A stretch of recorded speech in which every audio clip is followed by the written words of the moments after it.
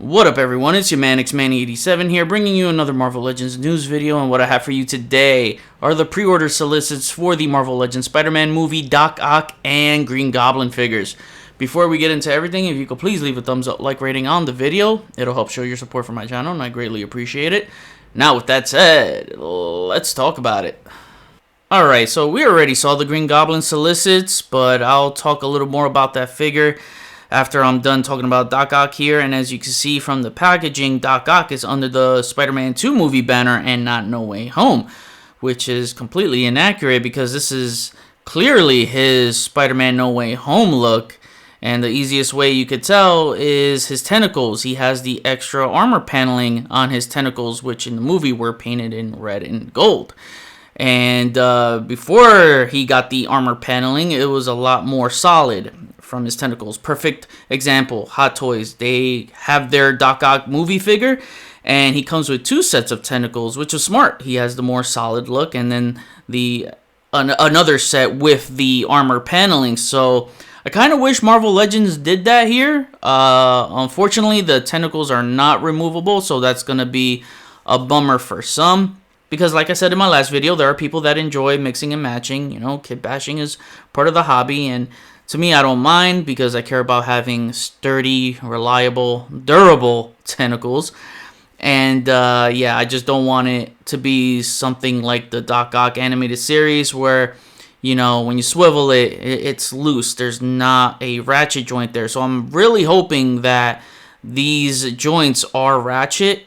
I'm assuming they will be. But who knows? I'll judge it when I get it in hand. But the fact that they're not removable tells me that they will be on sturdy ratchet joints. So I think we could tell why they did the tentacles this way, because they're definitely going to come out with one later that has the red and gold painted on the tentacles. But I still got to point out this flaw of the inaccuracy, because I don't want to let Hasbro get away with inaccuracies, because that just means they're going to keep doing it on more figures, whether it's comic or movie. You know, I want them to know they got to get it right. Whether it doesn't bother you or not, understand where I'm coming from. It's about getting the character and the appearance right. You can see all the accessories he comes with here. So he's going to have two flat pieces that you can put on the bottom to help him levitate. On the top tentacles, he has the grabbing claws. On the bottom tentacles, he has the pincers that articulate. They open and close. So you can also have those flat and the two grabbing claws at the top. You know, wrap it around Spider-Man's torso or whatever you want to do. He's got the two extra hands, so they're opened hands, and he has a pair of closed fists. So, you know, this guy is going to be $38.99. We get an official price here, $38.99.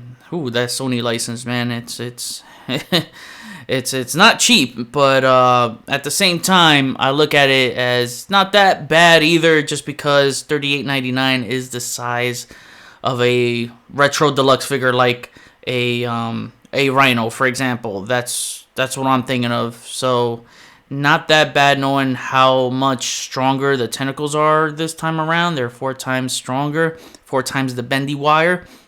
And the fact that you'll be able to levitate him a lot more easier than the last one makes it worth it.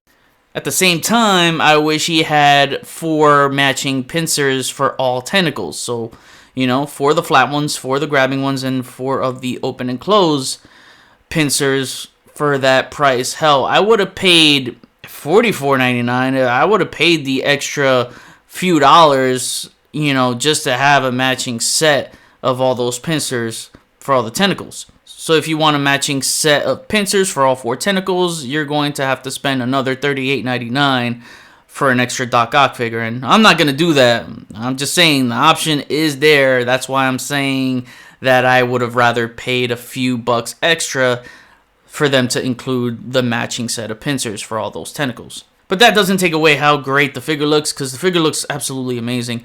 I said my gripe before was the single jointed arms, and because they've done double jointed arms on those jacket sleeves for figures before. And then I'm just thinking, man, it probably would have had the same 90-degree bend as you can see on this picture here. He has a 90-degree bend, so it probably wouldn't be that big of a deal. If it was double jointed arms that gave him more range, and yeah, I'm all for that. I just wish he had a fabric wired coat, because he would have been so much better in mobility, because the way that Duster looks, dude, it just looks so stiff. I'm afraid that when I'm trying to get some dynamic poses for him, especially in the leg area, it's going to hinder that movement. So I kind of wish it was a fabric wired coat. I don't think that coat is removable either if the tentacles are not removable.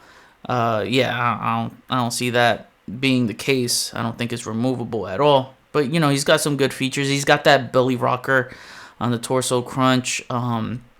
Another concern of mine is his ankle articulation. I hope they're sturdy enough to balance him.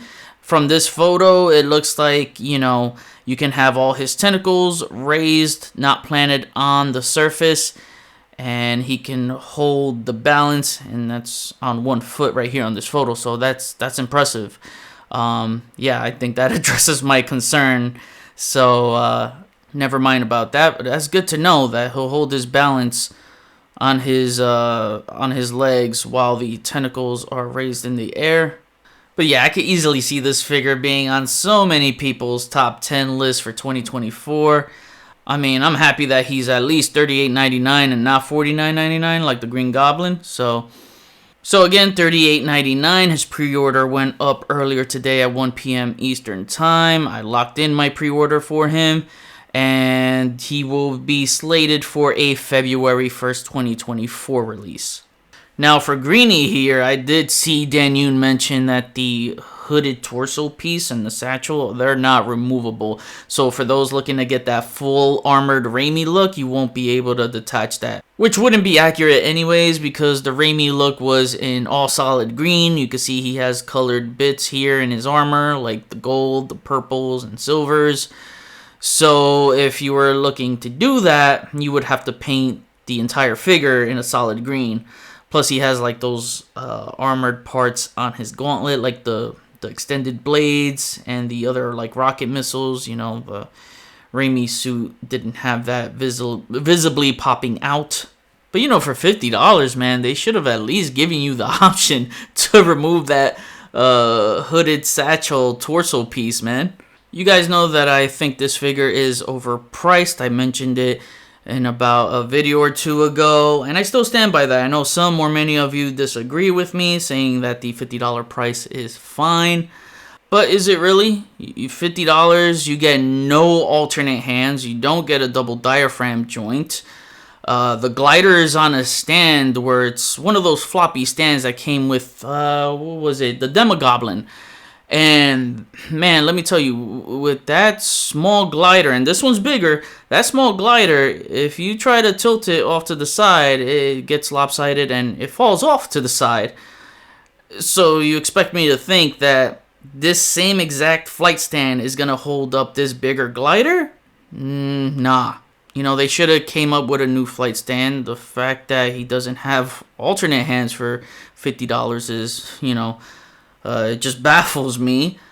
And I compared it to the Hawkeye and Sky Cycle, which I think the Hawkeye and Sky Cycle is a better value, because at least that one has alternate hands, it has a bigger vehicle. He has soft goods, overall better accessorizing value. If I were to tell you, before this guy was even revealed, that there would be a $50 Marvel Legends with no extra hands, would you want it? You'd be like, hell no. Exactly. Hell no, right? Like, exactly what I'm saying. Why is there a Marvel Legends figure that's $50 with no extra hands? That's unacceptable. You know, it's half of $100, man. It's half of an import figure. And I see some people comment saying, oh, $50 isn't bad. I grew up with the Raimi figures. It's so nostalgic. I gotta have it no matter the price. That's where they get you. The nostalgia. That's the true definition of being blinded by nostalgia. Now, if you're okay with the price, hey, have at it. That's you. You know what I mean? I just can't sit here and say that that price is consumer friendly, because it isn't. What would have made this justifiable for $50 if he had alternate heads with more expressions? Because, you know, those Willem Dafoe expressions are top notch, man. Why wouldn't I want extra heads of Willem Dafoe? And definitely the extra hands, some, more pumpkin bombs, some maybe explosive effects with those pumpkin bombs. Hell, even a light up feature on the glider would have been freaking cool. I'm gonna bring up the Hot Toys figure, for example. Have you seen that figure? Phew, my god, it's so good, man. Hot Toys is killing it. But that glider has a light up feature. Marvel Legends did a light up feature for an Iron Man figure back a few years ago. I think it was in a $60 or $70 3-pack, but still, man, like, they could have added a light up feature for this glider. That would have been cool. Okay, I'm just thinking of things that would have made the price justifiable for $50, and obviously a more dynamic and durable flight stand. The Goblin mask doesn't have that fine mesh so you could see the mouth underneath, because that was the one cool visual appeal about his mask, is you can see his mouth underneath the mask. But I guess it doesn't matter what I said, because the pre-orders already sold out on Amazon and Hasbro Pulse, so the message was already sent that people are willing to buy a $50 Marvel Legends that doesn't have extra hands. And that's a bad message to send, because, well, they'll most likely end up doing it again to us. So I think this figure should have been $38.99 tops, same as Doc Ock. If he was the same price as Doc Ock, then I say, okay, yeah, this is an acceptable price at the very least. And if you still want to disagree with me, hey, that's fine. You're more than welcome to. I'm just explaining my point of view from my perspective value. So I just pre-ordered Doc Ock. I skipped on Green Goblin for now. They'll probably re-release Green Goblin maybe in like a 2-pack with a battle-damaged Spider-Man. Whether that's Tom Holland's Spider-Man from No Way Home or Tobey Maguire from the original trilogy. I just have a feeling he's going to be released again in some form of fashion. Whether it's this and they alter the deco a bit, or they give us a full armored Raimi look. I definitely see another, no matter what, I definitely see another Green Goblin movie figure on the way. But hey, don't take what I said as complaints, just critiquing what they could have done better. But the good thing is we all have our options. We have Legends, SH Figure Arts, Hot Toys. We're living in a time where we have multiple options as a collector, and that's what makes this time truly the best ever in collecting. Since today is a Spider-Man movie figure topic, I want to add some more of a topic discussion based off a question I received the other day that I'd like to answer, because I think I want to do a Q&A video for my next video. Someone asked me which Marvel Legends movie figures I thought were better between the Sam Raimi Spider-Man films and the X-Men franchise films. Well, the short answer is the Spider-Man movies, but I feel like it's also not a fair question too, for the fact that the X-Men movie figures really didn't get a chance to shine, as most of them were pre-Marvel Legends POA from Toy Biz. I think the only X-Men Marvel Legends movie figures made by Toy Biz was Professor X in Series 9 of the first ever Galactus Build-A-Figure. I don't know how some people say that was a comic figure when clearly he had the same dark suited color and wheelchair as the movie one. So yeah, Hasbro did some in the dark days like X3 Beast, Juggernaut, and Colossus, which were all terrible. Then they reissued that Beast with a X-suit Wolverine, as well as Colossus with an X-suit Cyclops for the Wolverine Origins line. It wasn't until Hasbro was out of those dark days and gave us the 20th anniversary line of figures, which were so much better in every way, giving us the 2 amazing Wolverines, Mystique, Magneto, and a proper movie Professor X. Imagine if they did the entire team in the black suit. Would have looked amazing completed all together with a Halle Berry Storm and a Femke Jensen Jean Grey, which I want really bad. A movie Nightcrawler would have been so damn epic. So the Spider-Man movie figures are better because you have a more well-rounded collection, having multiple movie waves and deluxe singles. And in all those offerings, they knocked out majority of those movie characters. I know some people hated the Marvel Legends Spider-Man 3 Sandman Build-A-Figure wave, but it knocked out a lot of characters and villains. And now they are continuing to release more characters and villains. I think all we need is Electro. Actually, no, he had a figure back in 2014, so he would just need the new No Way Home look. But just saying, the movie character was already made.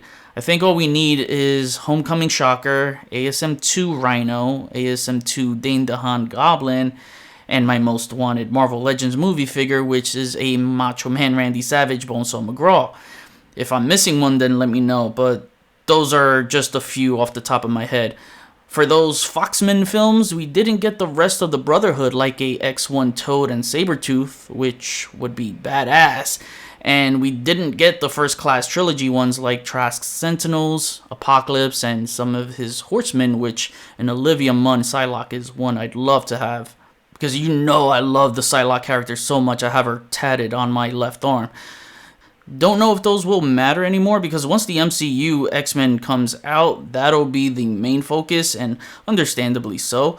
Unless the Deadpool multiverse movie features some of those characters. It's the only way I see more of those being made. But those Deadpool movie ones have some to tackle, like Ajax and Juggernaut, if you want to include those in the X films. Overall, you would have a more well-rounded Spider-Man movie collection over X-Men, because they clearly have invested more into those Spider-Man figures over X-Men. But if you want to leave a question for me to answer on a Q&A video, then make sure to type Q&A before your question. If you want to just comment on the pre-order topic of this video, then don't type the Q&A, so it's easier for me to keep track of.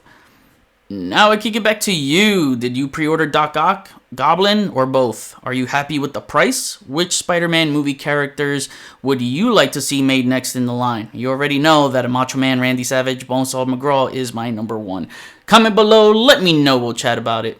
Thank you for watching another Marvel Legends news video. Please follow me on Instagram if you haven't already at xman87. Hit the notification bell so you always know when my latest videos are up. Share and subscribe if you're new. See you on the next video. Peace, peace.